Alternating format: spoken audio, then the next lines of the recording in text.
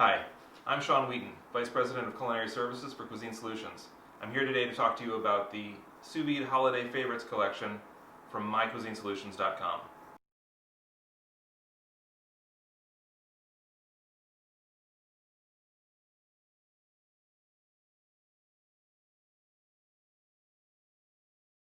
So the first product we'll be working with today is the premium sliced sirloin from mycuisinesolutions.com. Comes in an easy peel pouch. There is a little bit of purge in the pouch when you first open it up. It is entirely edible, so you can use that as part of a gravy or sauce if you wanted to. I am going to just pull these out onto a tray so I'm not making quite as big of a mess as I make the first dish. As I mentioned before, we're going to go through and make a couple applications with each of our products. And this first one is going to be more party platter canapé focused. As you can see, these slices peel apart really easily. You can kind of massage it a little bit if they get sticky, and they'll peel off right away. I'm just going to line up half a dozen or so of these nice big beautiful slices. And this first one is going to be sort of a Carpaccio crostini, where we take a little bit of the beef, a little bit of the Caesar dressing right down in the middle. I'll shred a little bit of cheese onto it. And while I'm playing with Caesar dressing, let me get ahead of myself and line up a couple of crostinis so that we're all ready to go. I've got this beautiful platter that somebody picked out for me, almost like a petrified forest. And we'll put a little bit of Caesar dressing on each of these as well, just so when I put the rolls, and you'll see what I mean when I get there, when I put the rolls on, they don't slide around as much. A little extra flavor.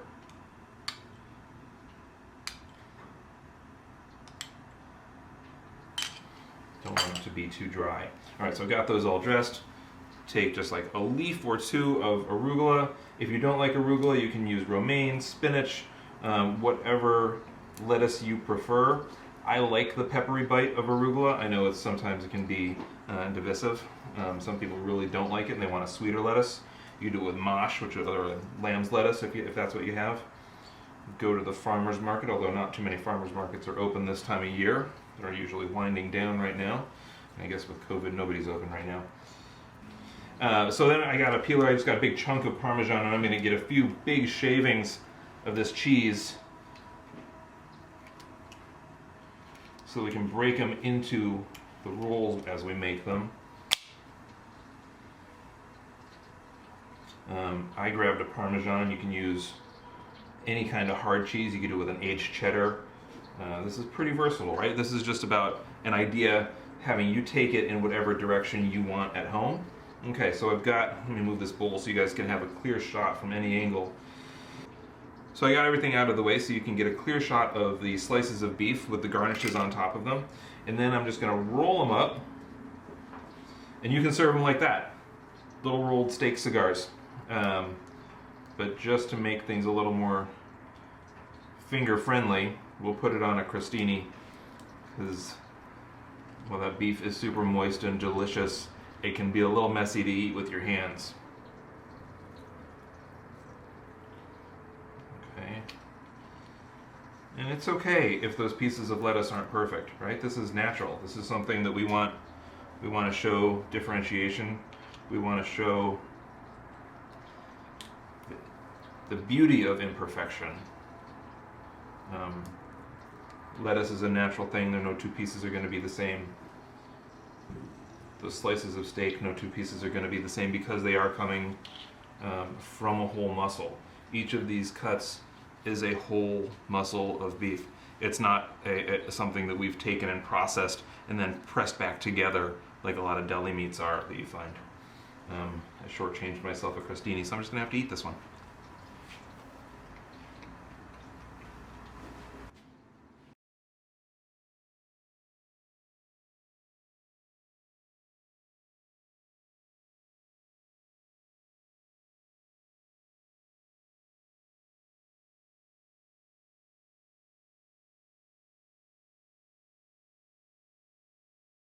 All right, so the next preparation that we're going to use with that same sliced sirloin is a hearty fall steak salad. I've got a bunch of mixed greens here that we picked up from the market. I'll get these into a bowl. I've washed them off. I don't think we need all of them for this, but we'll get a good amount. Some dried cranberries, keep it seasonal. Toasted pecans. A few roasted sweet potato cubes. And this is another one of the products from MyCuisineSolutions.com.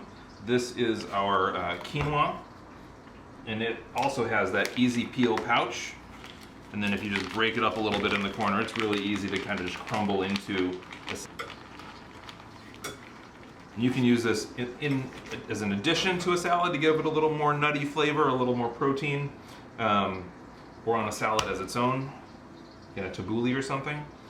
And then I went with a walnut raspberry vinaigrette for today's salad. Pour a little bit of that in there. And we'll take some of the smaller slices of that steak. Then I'm going to take one of the smaller pieces of that steak. This is the same piece of steak we were using earlier, kind of showing multiple utilizations for the same cut. And as you can see, it's got that nice pink color in there, but it is fully cooked, fully pasteurized, ready to eat out of the pouch, can be eaten hot or cold. You know, that color is just a trick of your eye. It doesn't really have anything to do with how well it's cooked. It's just how well you can see the myoglobin inside of the meat. And we'll toss that, and I'll try not to make too big of a mess, but it might have been too late. A little more dressing in there. That looks a little dry.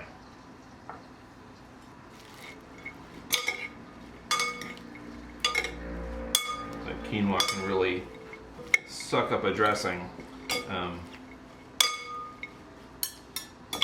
but then it's really nice when all that moisture pops out of it. And then just to make this really pretty, I'll take a few slices and sort of just drape them over the top of the salad as well. Give it a few extra slices of meat, you know, after a nice hike in that crisp autumn air. And a lot of us have been spending more time outside. Since we can't go into the office on a regular basis, get out and do something, have a nice hike, and then come home and have a big hearty salad. All right, so that's our autumn salad with our premium sliced steak from MyCuisineSolutions.com.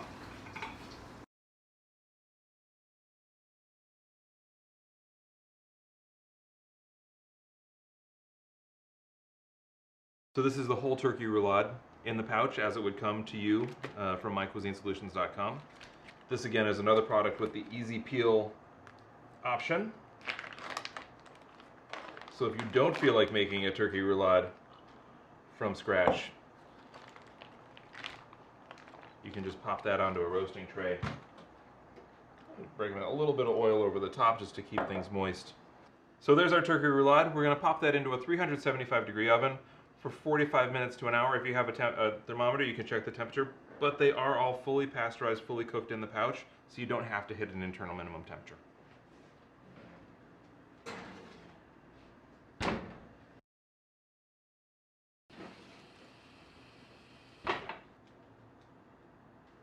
So there's our turkey roulade reheated.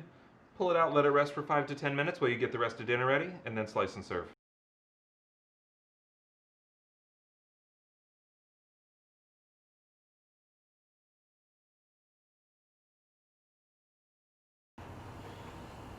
Okay, so another fun hearty platter option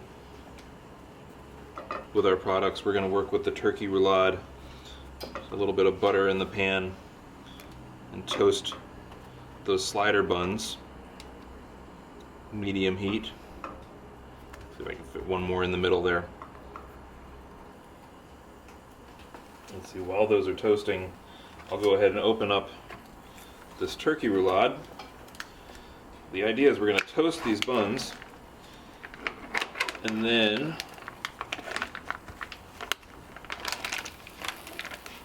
we're going to take some slices of this turkey roulade and make little sandwiches. So we need to cut a flat edge. And you can see that stuffing there in the middle, the raisins and cranberries, and that beautiful moist turkey meat around. Probably about, I don't know, a 1/3 to a 1/2 inch slice on here. Again, remember that all of our products are fully cooked, pasteurized, pasteurized in the pouch, so they are totally safe to eat cold directly out of the pouch. You don't have to hit any minimum internal temperatures to be safe. It's just about making sure that they are warm, and honestly, they eat really well cold if you're so inclined. That one kind of fell apart a little bit. I think from my slicing skills. Let me get another slice on there. Want something kind of stable on the sandwich.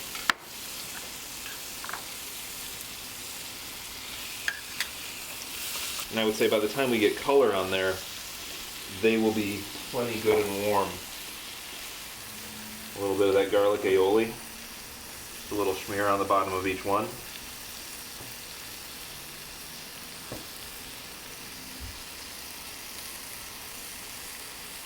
Put a good dollop of cranberry relish on the top bun.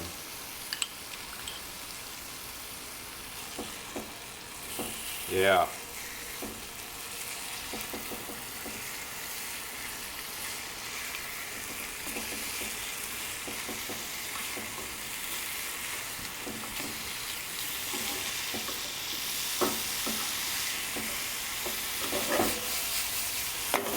Nice sear on there. And we'll turn the heat down a little bit and put some cheese on 3 of these. Got some pretty big slices of cheese.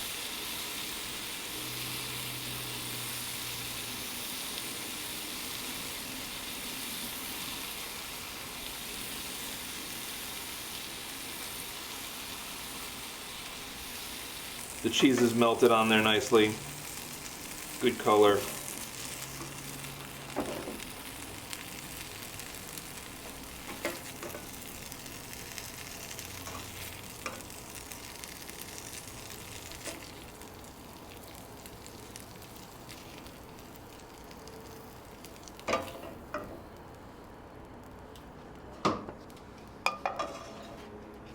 Cranberry sauce mashed on there.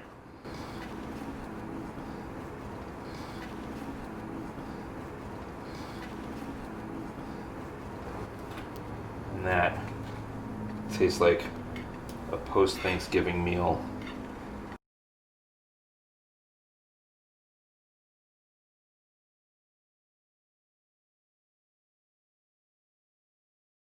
As I said, I have 2 applications for each of the products that we're showing today from mycuisinesolutions.com.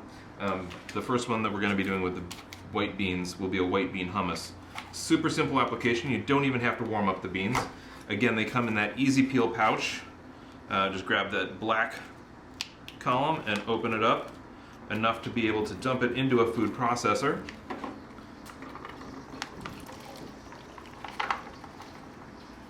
No secondary dirty dishes. Easy. And then I've got a little bit of roasted garlic that I picked up from the grocery store. Some tahini. I know that looks like a lot of tahini, but that flavor is so amazing, and that's really what gives hummus its flavor. White beans, traditionally chickpeas, but in this case the white beans will give it structure, but that tahini really gives it its flavor.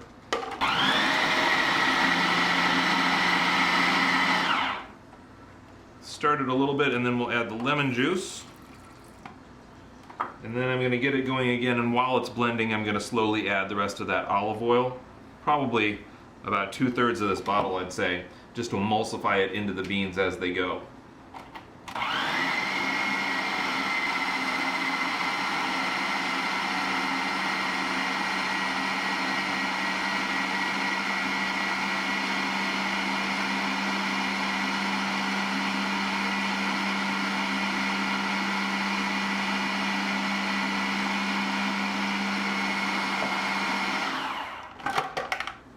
Clean up the sides a little bit to make sure we didn't miss that chunk of garlic.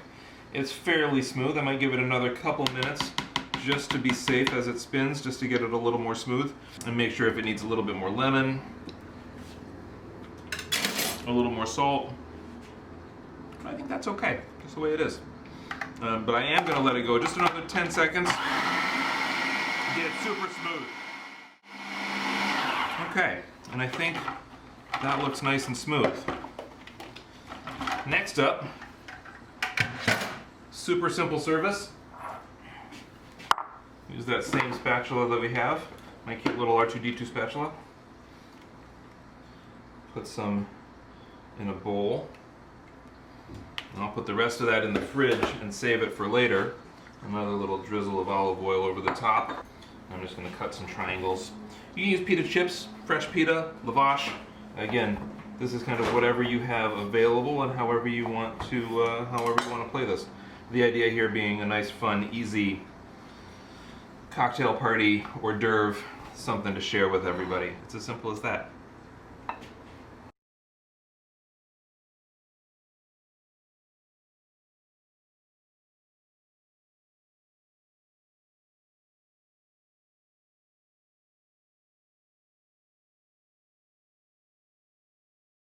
"30 seconds to a minute of sizzling until it just begins to color on the edges. Seasons the oil. Start to smell that delicious garlicky smell. And then we will slide our pouch of beans in there. Give it a little bit of salt and the white pepper.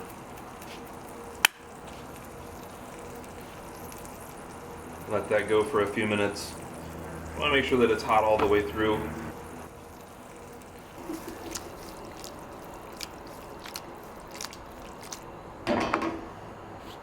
Put a few of our tomatoes in there.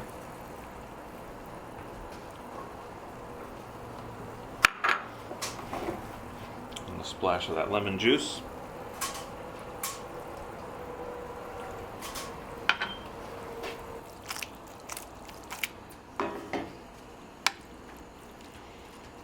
And then we give that another 30 seconds or so to make sure those are hot through, and we'll move them into the dish and garnish with a little fresh herb.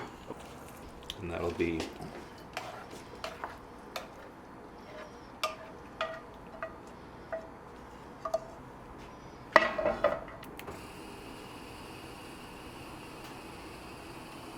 and that's our side dish of white beans and oven-dried tomatoes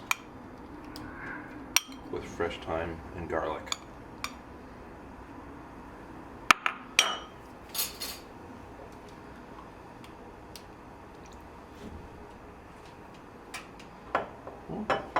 Simple, sexy.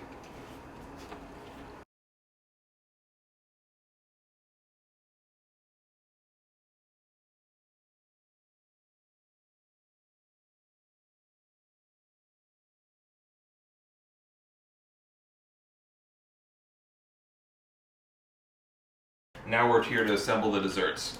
Again, with the easy open peel, I'm going to dump this into a bowl just to make life a little bit easier to work with. Some of the coconut milk and coconut fat might have separated out. You can see that when you first look at the pouch, that on one side there's a little bit that looks white, and on the bottom side you can see the grains. That's just the coconut milk and coconut fat kind of separated, rising to the top. So when you open it, just give it a good stir to make sure that that's all fully incorporated back in there. So the idea here is just to make some nice layers. So we'll put a little spoonful of the berries in the bottom of each cup.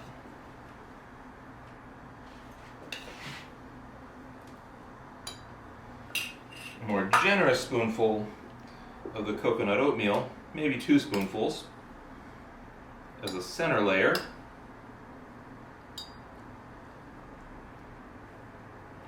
And then we'll finish it with 1 spoon of the chocolate pudding.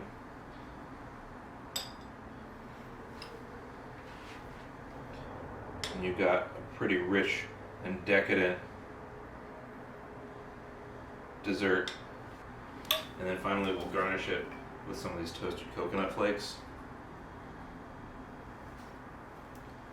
and serve.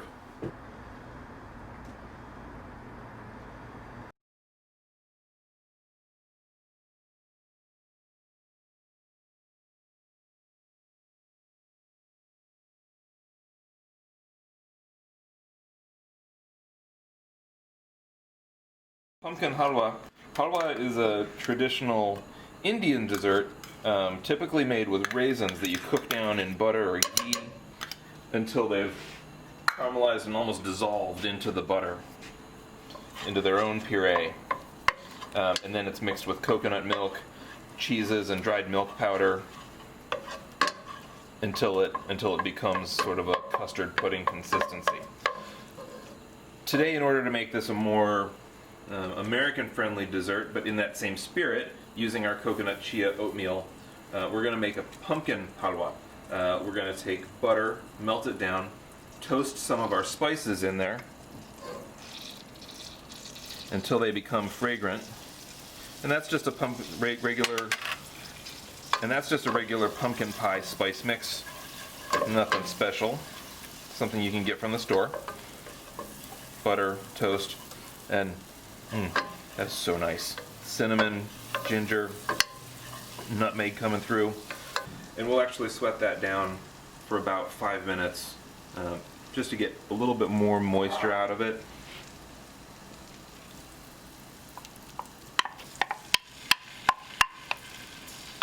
So we've got those spices, all those flavors really incorporated into the butter fats.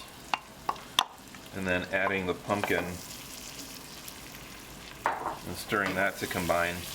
And you can see that sort of frying in there, getting all those spices blended into the pumpkin. And you don't want to be too high of a heat here. You're really just slowly trying to evaporate more of the moisture out of the pumpkin puree to give it a more tight pudding consistency in the end after you add the coconut. So we're just going to kind of, over a low-medium heat, just slowly cook that down for about 5 minutes. Okay, so this is dried out a little bit. You can see it kind of pulls away from the pan. Looks kind of like a dough already. And then we're going to add our sugar, the dried milk powder,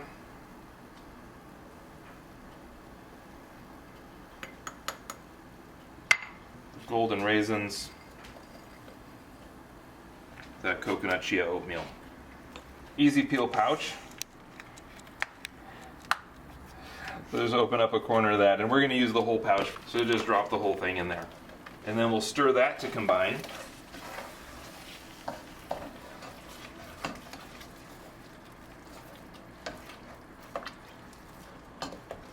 Turn the heat up just a little bit at this point, because there's a lot of coconut milk in that oatmeal.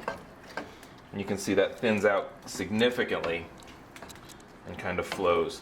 We want to get it back almost to that doughy consistency before we transfer it into a serving dish. So again, we're going to kind of let that simmer, stirring it regularly for another 5 minutes or so. Okay, our pumpkin halwa is just about ready.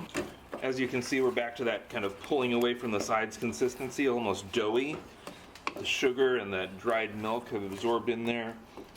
The raisins have helped absorb some of the moisture, so this is really going to be a rich pudding consistency. And this is another one that we're just going to put in here and we're going to let chill overnight. We'll do the same trick we did if you watched the chocolate video, where we put the plastic wrap right on top of there to form a second skin as it chills.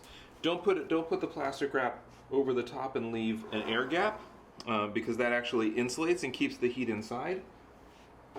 But if you put the plastic wrap directly in contact with the surface of the custard, there's a heat transfer of heat so that the custard cools off, but it doesn't form that crust on the top of the custard. And then this one, as I said, we're going to garnish with toasted almonds after it chills and just serve that family style.